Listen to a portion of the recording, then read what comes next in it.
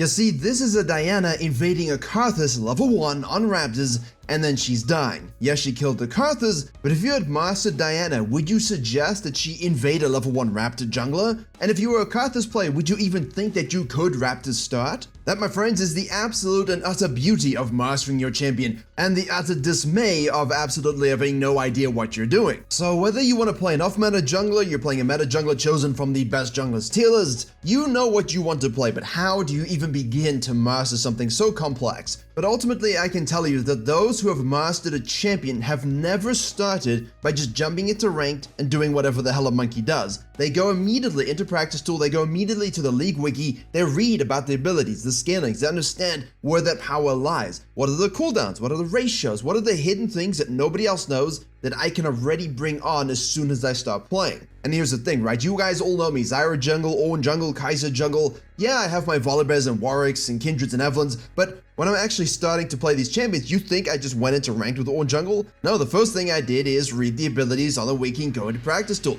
I did a full clear, I did a couple full clears. I went and put down a couple of practice dummies and practiced the combos. Well, you know, we didn't know the combos then, but you're kind of learning, right? You're figuring it out. Okay, what can I do? And as soon as I understood, you know, how to clear and what the basics were, then I immediately go into some normals. Yes, literally, I try and go into normals here, and I still remember an amazing ult that I had in 2017 August on release of Ornn, where my first game ever, I hit a kill down the middle of the lane with an ultimate, an R1. It was hilarious, and it was great to learn these limits while playing normals without the stress of the environment, and that's a big thing here. When you are learning anything, you have the stress of the action and you have the stress of the environment. When you are learning League of Legends champions, the environment is your lane, it's the game, it's what is your surroundings. And if you're in a ranked game, that's a very high stressed environment, which means your learning of your champion is going to be minimal. Now, there is a slight paradox here. You will learn faster by jumping into the deep end, but that curve at the beginning will be kind of punishing. You're going to lose a lot of MMR, a lot of LP, and people are not going to be happy with you. But if the stress of that environment is proving just a little bit too much for you, then you absolutely need to head to Virkayu.gg. Not only do I have a free jungle improvement resource, I also have a dedicated program with jungle video courses, jungle coaching, coaching classes, a jungle VOD library, special weekly content you'll see nowhere else, as well as all of this hosted in a private jungle Discord. And if there is one thing I'm good at, it's making junglers go from low elo to high elo, as seen by the great number of success stories from the end of last season and already the beginning of season 14. So to climb faster than everybody you know and to jungle diff every game you play, head to Virkayu.gg or click the link in the description below. But you will, because the stress of the environment is so high, learn the min-maxes of your champion a lot quicker. But is it worth the dip in confidence? Is it worth the dip in your actual ranked climb? Or would you rather minimize the stress of the environment, maximize the learning of your champion, and then jump into ranked afterwards? Nobody learns the same, everybody learns differently. I don't do a lot of normals, I don't do a lot of practice tool, but I do like to have an idea of what I'm doing before I hop into rank. So really what I'm saying is at least about 20 minutes of practice tool to understand the clears and basic mechanics. I'll do at least 5 normal games and then boom, I'm in rank. That is because I'm better off loading with a high stress environment because the stakes are there and I perform better under that pressure. But a lot of people simply do not learn better under that pressure, and it's better to simply get, you know, Mastery 5, Mastery 6, Mastery 7, or whatever the hell the stupid system is now, in normals before you drop it in ranked. And I've coached a lot of people who really do prefer doing it that way. What this does is it also allows you to figure out, do I really like the champion? Do I have a synergy with how I see the game and want to play the game with what the champion wants to accomplish? And if honestly you don't, then you can go back to the drawing board and pick another champion. It's a great way to figure out how to accentuate your champion pool, which is of course a separate level video, which I've put in the description below. So you can watch it afterwards. Yeah, there's some good juice in this one, you should listen. Now that you kind of have that baseline level of understanding what your champion does, you're a little bit comfortable with the kit, and you have found a synergy with your playstyle, and essentially, yeah, if you start at level 1 and you're going to level 100, let's just say level 100 is maximum mastery, you are mastering it the entire time from level 1 to 2, from level 2 to 3. You are leveling up your champion's ability as you keep going, and you are always heading towards mastery. That is the goal for everybody, and very few actually reach complete mastery of their champion. This is where the stress of the environment needs to be raised. If you did everything correctly or in your own way in the first section here, now that you learning your champion doesn't have any stress because you understand what you do. Because you understand what you're doing just from your first normals and your practice tools, you can increase the stress of the environment. This is how you maximize learning. If the stress of the champion is really, really high because it's a highly mechanical champion, then the stress of the environment should be lower just so you can come to grips with it. And as you get to better understanding of what your champion does, that stress of champion goes down, and then we can raise the stress of the environment. And that's effectively the best way to think about learning. So simpler champions won't require as much, obviously, because their stress of, existence just isn't as high. Now, likely, despite all of this, early on, once you increase the stress of environment, your learning on your champion is going to take a little bit of, let's just say, getting used to. Likely, you will fail a lot early. Don't give up. Stick with it. You chose this champion for a reason. It will get better in time. If, however, you pop off early, 6 straight wins, 10 straight wins, good job. Be proud of what you've learned, and the fact that the stress of the environment didn't compromise you means your overall learning curve is just going up and up and up and up. It also typically means there's a better synergy between you and the champion. I help a lot of long-term coaching clients learn new champions over time, and sometimes there's just no connect. They'll go 50 games of ranked, and it's just like 50% win rate, 48% win rate, and they're really not synergizing well. Some of them like to go to 100 games, but honestly, by 50, if you understand deep in your soul, look, I am just not a Nunu player, don't play Nunu anymore. But what helps with your general mastery of understanding your champion here is now focusing on different steps. For example, if there are 3 different levels of combos that you can do, focus first and foremost when you're learning to get the level 1 combos under control. Then you can think about, hey, how do I increase those combos at the second level? And once you're comfortable with that, let's add in the most complicated combo. So very, very simply, if you're a Rengar player who likes to throw your bolas and, flash and hit your bolas, that's the first level, right? We're gonna do that. Next step is obviously realizing, oh wait, I can animation cancel that, so I can actually E-flash, allowing the enemy to have no reaction time, but that might be something you take on a second level. Now, obviously that is a simple example, but I'm just trying to show you that it is better to learn along the way rather than to try and learn everything up front and apply it all at once. It's never gonna happen. So whenever you're trying to master a champion, it's really about understanding, okay, look, I just need to execute at this level right now, and then I can add things later on, just like with jungling, right?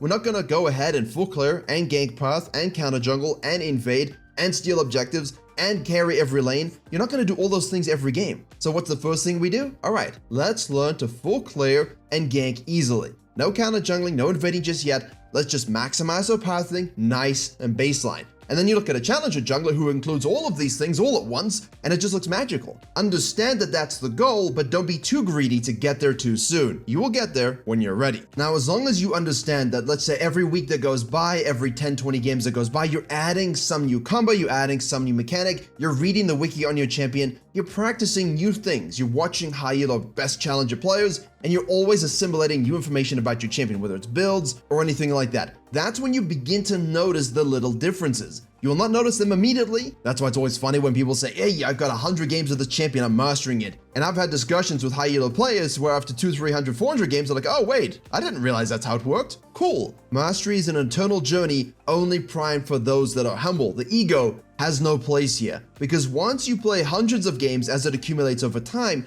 you start to realize that you can push your limits on the champion even further. This can be as simple as knowing, hey, I see someone low HP, I'm gonna gank this Lux in the mid lane. You try and kill her, you don't, you have to back away. Mastery would be, hey, I'm not even gonna go for that because I know I can't kill her, so I'm gonna go do something else. Or mastery could be, well, if I stuck with it just for 2 more seconds, I know I could have killed her and gotten out. And when these things happen, they're always learning moments. And you'll start to notice patterns, and these patterns won't necessarily be about your champion anymore. It will become the elevation of mastery, which is your place in the ecosystem. This is something I have to talk a lot about to people in coaching. They might be one tricks of their champion, but they still don't fully understand what their champion can do or not do against enemy champions. This goes for lane as well as jungle. People often talk to me about, where did you come up with this idea of jungle spacing? Or how did you figure out your jungle 6 routes on this new patch? That's because I know my Zyra, I know my Mundo, I know my Ornn, and I know which champions I can fight and at what moments, and I know which champions that I cannot fight, and I always need to be away from them. This champion mastery allows me to understand my place within the jungle, within games, and how to maximize my own particular kit, as well as reality.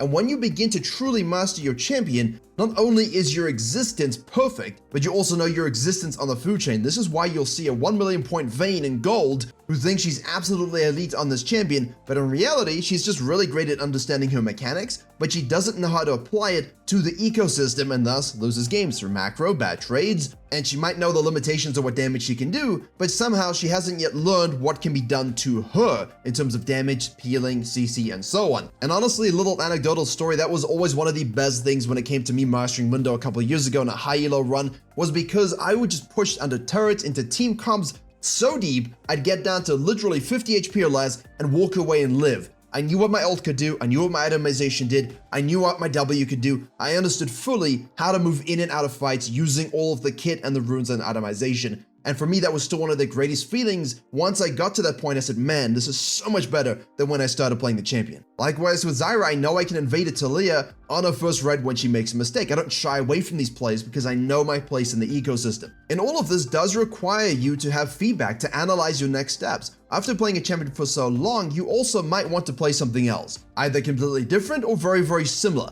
And that's absolutely fine, you can do that. But based upon what you have learned and experienced and noticed throughout the journey of mastering one particular champion, you can tell what type of gameplay you prefer, but you also now have the transfer of skills to other champions that certain mains might not have. For example, I had a Nuna main, watch my content many years ago, pick up the champion, join the Discord, gave him some coaching, guy did very well. Then he played some Rek'Sai, some Kindred, and landed on the Karthus. Now, with this playstyle that he learned on Karthus while maximizing and mastering that champion, he then went back to the Nunu, and all of a sudden wasn't spam ganking 5 CS per minute, but was 7, 8, 9 CS per minute on Nunu with 60% KP. The knowledge of farming, sequencing, and map control from the Karthus gameplay allowed him to apply that to the Nunu, and it became an unkillable combo of control. So while 99% of the Nunus need to be incarcerated in a psych facility, this guy actually understands how to play it at a higher level. And this goes for any champions that you might want to learn. There can be transferable skills that might not be obvious, but could be maximized because you're mastering multiple champions at once in different classes with different game styles. And at the end here, it is important through all of this to be honest and self-disciplined. I can speak with confidence about my experience on my champions, as well as the guy with the Nunu and the Karthus, because throughout that process, you have to say, listen, I'm not a very good Mundo player, I'm not a very good blah blah blah player,